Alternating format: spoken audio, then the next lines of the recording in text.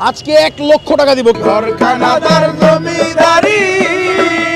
কাইন্দেন না কাকা, কাইন্দেন না।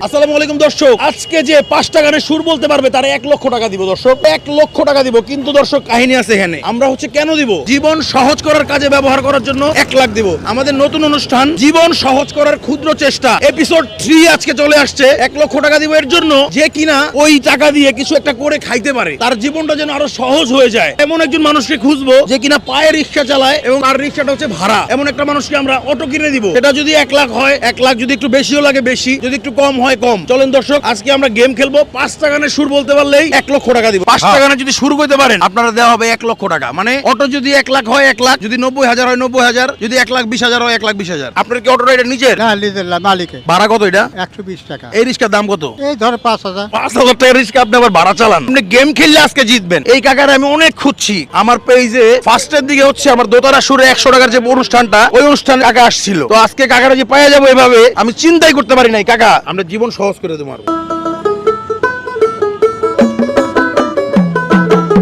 আমি এসে তার ঘরের মালিক।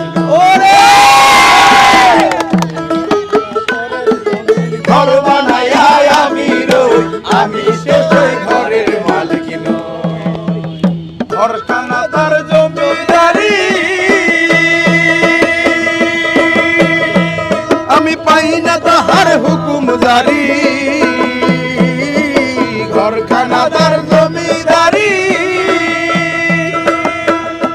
আমি পাই না তাহার হুকুম জারি। আমি পাই না জমিদারের দেখা। তালি হয়ে যাবে কাকা, একটা একটাই করে বলছে।